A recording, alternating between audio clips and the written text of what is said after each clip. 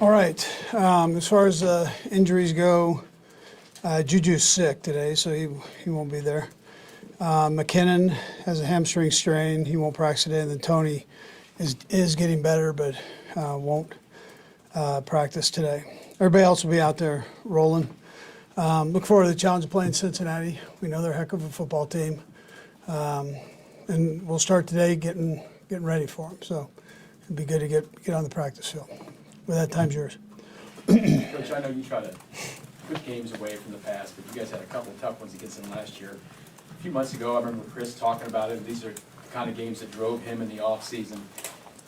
Does it drive you when you play a team like this again with last year? Well, it was the last game of the year, so I mean you remember the game, and they did some good things, against us, and so I'm not saying it drives you, but you go back and you evaluate the game, yeah. What do you see differently out of last year? I mean, Jamar Chase maybe plays this weekend, but what do you see differently that they've done this year as opposed to when you played them twice last year? Yeah, well, they're doing a good job. I mean, it's kind of the same stuff they've been doing. They've got most of their guys back. They're playing at a high level. The games that they have lost, they lost just by a few points, with the exception of the Browns. And but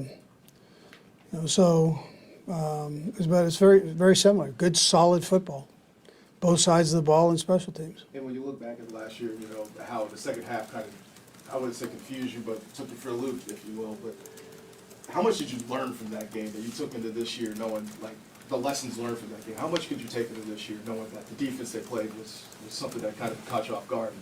You've been able to do very successful against this year. Yeah, and they played the first half too, so a bit,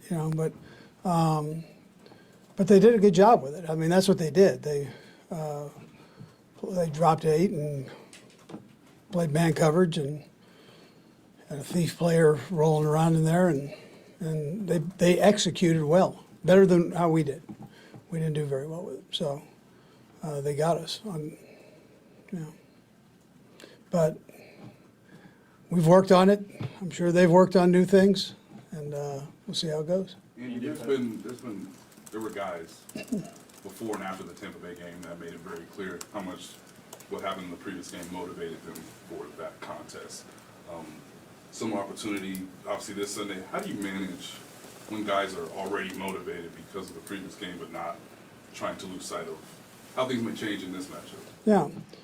So I mean, again, it was the last game, so you love to have an opportunity to play them and do better than what we did. I mean, that's for sure. If something motivates you, that's kind of it. But you also know you got to play within yourself and do the things that you know are right, and be able to don't get so high that you can't execute. So that's the trick there. Andy, Patrick said that he mentioned, or I guess it was just after Sunday's game, he mentioned that his lesson from that game was to close out games. I'm wondering if throughout a season you use a game like that and sort of remind the guys of something like that. Yeah, well, each one of these things is a learning lesson, right? Win or lose. You come out and you spend all these hours dissecting what you could have done better. And it doesn't matter the game. So you're taking lessons out of each game. This one was, for Pat, that's what it was, what he said. So, but everybody's got that. Chris said, I missed a sack. Bolton said he had 2 interceptions that he dropped. I look in the mirror and I go, there's some calls I would have liked to have had back. I mean, so everybody has that. As long as they're willing to admit it, you have a chance to get better, and that's kind of the thing you try to do. Coach, catching the ball has always been, with your running backs. And you said one time, if you're going to be a running back on this team, you got to catch the ball. We hadn't really seen that out of Pacheco. We saw it this week. I mean, he's a young guy, right? Obviously, It's a work in progress, but how's that coming along, and how satisfying was it to see him, make an impact with that? Yeah, so I mean, Saran, he's got really good hands. He just hasn't had that ton of opportunity, but he will. As time goes on here, he'll get more opportunities to catch the ball. He did a nice job on that one for sure. And you and Eric talked about, like him having patience, you know, we can see how hard he wants to hit the hole, but maybe he needs to be a little more read what's going on. Is that magnified even more in the passing game with some of the option routes and different ways you guys do things, that wherever he is as a runner, maybe he's even that much further back as a receiver? Yeah, no, he's done good with that. He actually does well with the routes and his patience on that. The running is getting better. I mean, he's getting better at that. He is extremely. He's got some kind of energy now. I mean, if I had that energy, I'd be 110 pounds. I mean, I want to borrow something. So he's unbelievable that way. How he plays, and he's that way every day. I mean, that's how he's out of practice and everything else. He's got quite a motor. Running backs. Melvin Gordon signed to the practice squad. When you sign a former two-time Pro Bowler to the practice squad, what are you hoping to get out of him as down the stretch of the season? Yeah, well, we'll just see. I mean, that's kind of the way we explain it to him. We'll see where this thing goes and where he's at and where the running back situation goes. But he sure has been a heck of a player in the league. I mean, one thing we do know is we know him, and whether he's with the Chargers or with Denver. So we know what kind of player he is, and so maybe there's a time here he can help us too. So we'll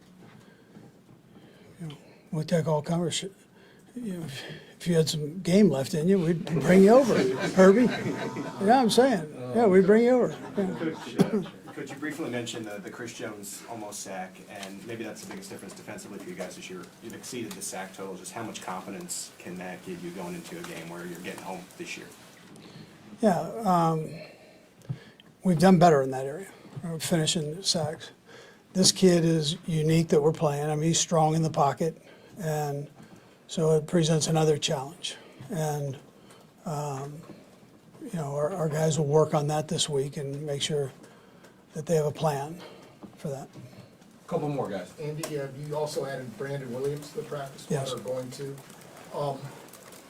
Was there a need for a player like that, or did you guys just see a good player and say, let's bring him in? Yeah, good. I'd tell you, a good player. He and Joe Cullen have Yeah, right. history, so Joe speaks very highly of him,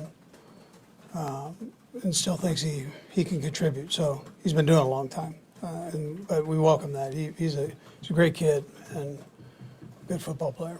We'll go last, third goes to Ren, then we'll come this way. Coach, Patrick, obviously welcomed a new addition to the family. I know it's his first. That's any of us who've had kids know the first one's the big jolt, right? So he's probably a little more prepared for it, but does that take away, preparation time with all that going on? Yeah, no, he stays pretty focused on job at hand. He's got a great wife that gets all that. She was an athlete too, so. But bronze, I love it, bronze. Patrick Mahomes the third, right? Mm-hmm. Yeah, it's good. So bronze, I think, is in good hands, and the players all got on Patrick that, if they play long enough, they'll have another quarterback here. Last two. Little news yesterday, you guys got flexed out of prime time to earlier in the day next week against Denver. Probably doesn't break your heart to get home a little bit earlier and get some prep work on. Is that safe to say? Yeah, I was okay with it. Yeah, I was okay. I have no decision-making part of that, but or for that, but I'll take it. Last one, Sam. Andy, sorry to bring up the Cincy thing again, but when the game is the last game of the year, I guess you don't have the full next week to sort of go over the things you're mentioning. So does it pop up this year, or do you just assume that the lesson was ingrained last year? Yeah, you're saying with the players. Yeah. Yeah. Just with you talking to the players, anything of that nature. Yeah, well, I come in and look at the tape, and then I talk to them, before they leave. Most of them saw it too, somewhere there, either on the plane ride back or soon after that. With these iPads, I mean, they all have them. So, but we talked about it. Yeah, it was open conversation about it, and we knew what we needed to do to better ourselves for that situation. I mean, every game's different, so we're going into this same team, but they'll have something different for us, but, yeah. But if you use it to get better, then that's the objective. A lot of guys weren't here, so they just watch the tape and see what we did. All right. Okay? Yep. All right.